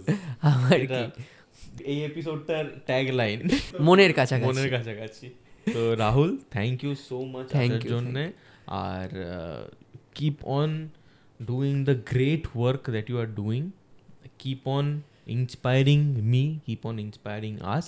আমরা এই চেয়ারে আবার বসবো, এই চেয়ারে বসবো না গো, তোমার স্টার্ট আপ আরো প্রপার মানে ইয়ে হবে, সেটা আরো বড় হবে, আরো তুমি গ্রো করবে হোপফুলি, তো তারপরে ওই চেয়ারে বসবো। Done. Thank you so much. Thank you so much, thank you বন্ধুরা, থ্যাংক ইউ সো মাচ পুরো এপিসোডটা দেখার জন্যে। এখন 1 মিনিটের রিল লোকে পুরোটা দেখেন না, সেখানে আপনারা এই 1 ঘন্টার এপিসোড পুরোটা যদি দেখে থাকেন, মানে I am extremely thankful to you. আমাদের প্লিজ এরমভাবে সাপোর্ট করতে থাকুন, আমরা খুবই ছোট্ট একটা চ্যানেল, আর আপনাদের সাপোর্ট ছাড়া আমরা একটু এগোতে পারবো না। সো একটু লাইক অ্যান্ড শেয়ার করুন, একটু সাবস্ক্রাইব করে দিন, তাহলে আমাদের এই সাপোর্টটা আরও এগিয়ে চলতে সাহায্য করবে। So thank you so much, আর দেখা হচ্ছে নেক্সট এপিসোডে।